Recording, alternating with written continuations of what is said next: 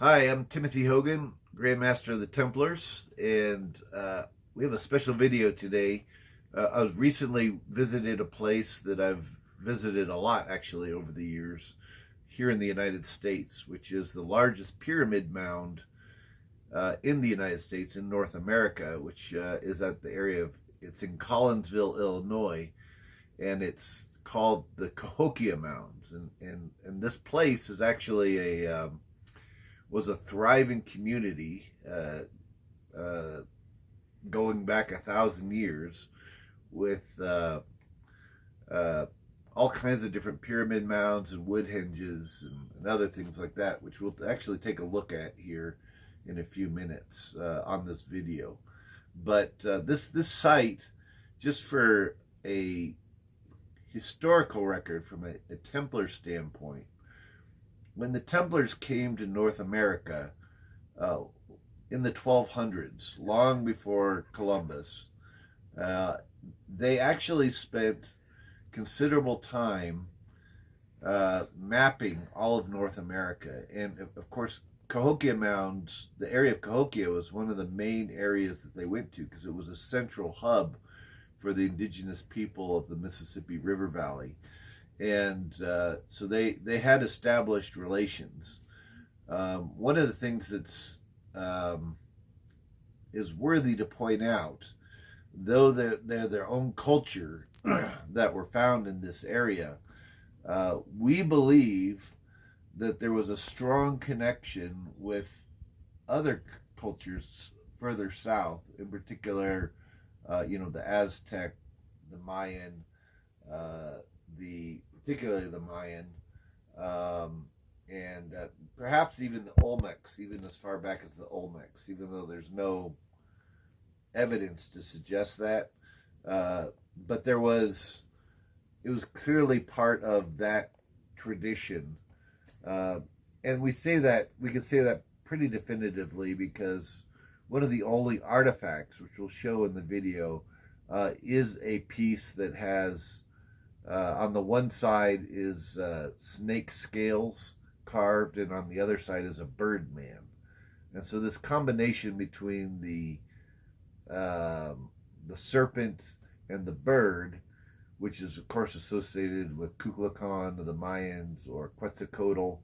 Um, Generically, we usually refer to him as Quetzalcoatl, but he had many different names throughout the Americas. But it was this union between the bird and the serpent, which really represented the as above, so below idea. Uh, the serpent of the ground and the birds of the heavens, and it was a combination of that, and that's what the wisdom had. And this figure was said to have come to help set up civilization after the last cataclysm. Um, the Nahuatl cultures associated this cataclysm with Aztlan. They called it Aztlan, and that Aztlan had uh, sunk from a great cataclysm, and they had to escape in boats, and they settled in the Americas. So different parts of the Americas, particularly in the Yucatan, and then kind of spread out from there. So um, anyhow, we think that this mound at Cahokia was actually a part of those cultures, even though that's not generally accepted by modern day archaeologists. But you can't really explain the symbolism being uh, in this particular mound culture, and then in the other mound cultures you find down in near Mexico City, um, and in the Yucatan. And they're not even mounds. A lot of them have proven to be, these mounds have proven to find pyramids underneath them. So uh, if you go to the best example is at Cholula in Mexico. The Cholula pyramid is the largest pyramid in the world, and yet it is mostly still covered in dirt, in earth. And when the Roman Church built a chapel on top of it, they thought it because it was a giant hill. And it's only been within the last century that they realized there was a pyramid under it. So we wouldn't be surprised if Cahokia Mound may have a pyramid under it as well. I mean, it is a pyramid, but it's the common explanation right now is that it's just a pyramid of dirt. But there are other things in the area, including the Woodhenge, which we'll talk about. And this is the last thing I want to talk about, what a Woodhenge is. Of course, everyone's heard of Stonehenge. And it's called Stonehenge because the stones, are the obvious stones that are stacked at it. The henge is actually the ditch around it. And the reason why they would have this ditch is they'd fill it up with water, and then at night the stars would reflect on the water, and you could see how the stones were aligned with the stars. Well, the same thing was the case with Woodhenge, except for instead of stones, it was large poles that were all set up in a circle. And same thing, if you had a ditch around it, you'd fill that up with water, and it would reflect the stars, and then you could see where things were aligned. So just like at Stonehenge, here at Cohokia Mounds, there's actually Woodhenge, and we'll take a look at that. All right, so come with me, and we'll show you the site.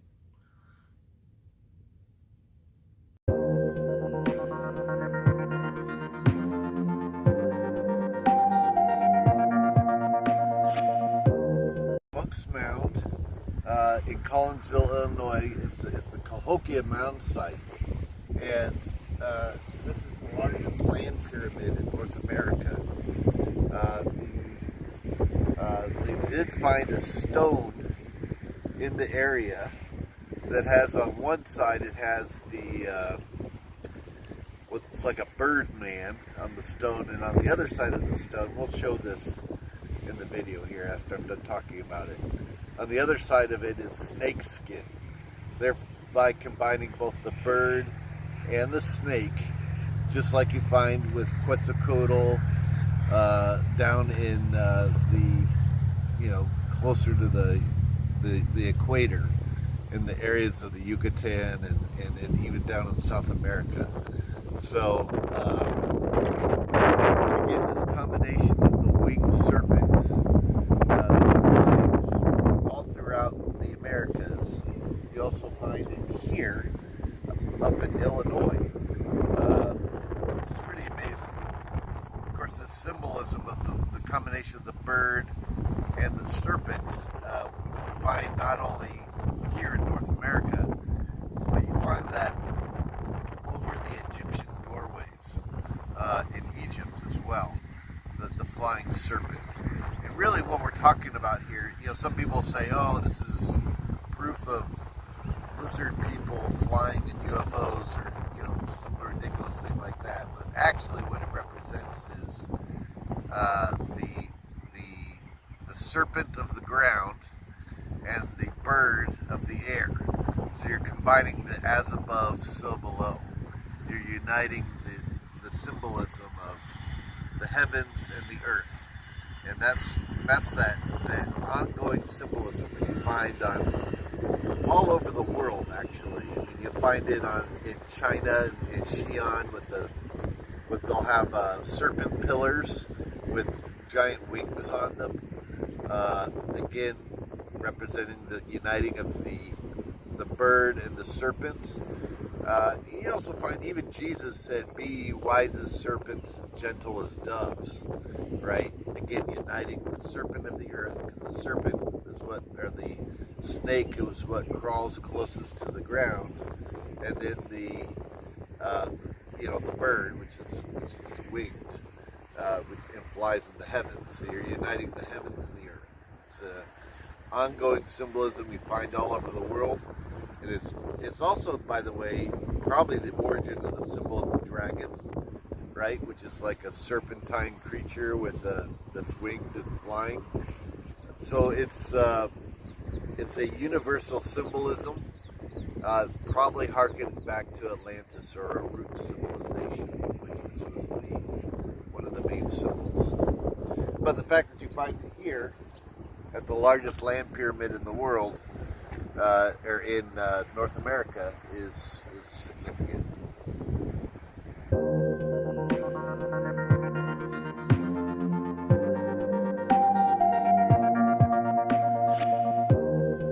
stop here at Monk's, what's now called Monk's Mound, was one of the stops that the early Templars came to as they were surveying North America long before Christopher Columbus ever came. We're talking clear back in the 1100s and 1200s. Later on, later Templars like Lewis and Clark actually came here as well. This was one of the main stops that they came to as they were making their way across the Louisiana Purchase. So it's played a critical role in Templar history, both in ancient or earlier history, when the order first came here, and then in later history as well. Right here, we're standing in the middle part, like halfway up the mound. So we still got to go up to the top, but it at least gives you a sense of it. The other mounds to this mound.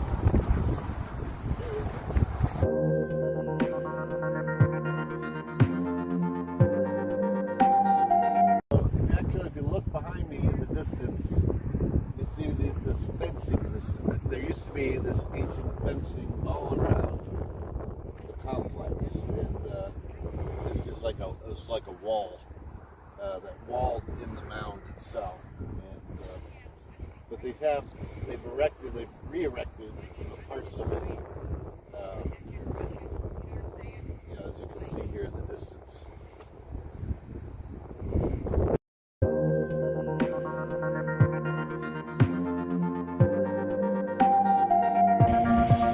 So here we are at the Woodhead site, and if you look at the distance, you can actually see the Monk's Mound, the largest pyramid mound in North America, the Cohokia site. So, but it's not too far away from this Woodhead. And over here, they've recreated the Woodhenge based on the post holes that they found, archaeologists found. But this was, it's like Stonehenge, only it was made out of wood. And clearly the natives were using it for astronomical alignment, much in the same way Stonehenge was used for. So it's interesting that we find that on both sides of the Atlantic. There are, of course, wood hinges that were also found in the area of Stonehenge, which led some early colonists to believe that potentially the same people that built areas like Stonehenge actually came over here and set up the mounds here too, in the sites here, just like you find in Great Britain. Like it was the same people, and then the natives kind of took over it and ended up living here. There is evidence of early British Isles people coming here to North America. There's Celtic Ogham writing that is as far into the North America as Colorado and Oklahoma. In fact, at the Oklahoma-Colorado border area, there's an area known as Crack Cave in an area called Painted Canyon. And there's a bunch of Ogham writing in there, including Ogham inside a cave that specifically talks about the sun hitting that area during the solstice. And in fact, the sun does hit that area during the solstice. But the fact that it's translatable old Ogham writing, and of course that Celts were the ones that were using the old Ogham, suggests that, yeah, they may have traveled in here. They may have even built this Woodhenge originally, and the mounds that are nearby. Of course, the Templars, they learned of these stories of the Vikings and the Celts and the Egyptians and the Phoenicians coming over to North America. So, and the word Merca in the old Nahuatl language, which was the language of that things like the Olmecs, the Mayans, the Aztecs, the Toltecs, all of their language came out of this original root language. Merca actually means land of the plumed serpent, or land of the feathered serpent.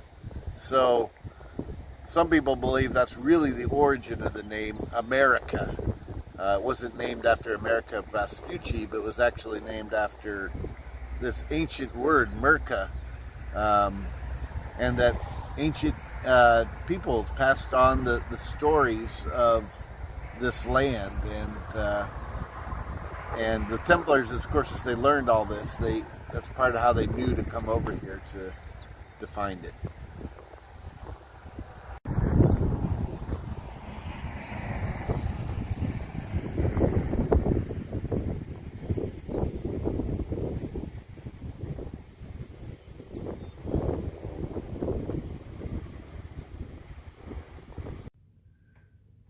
I hope you enjoyed this look at the Cohokia Mounds.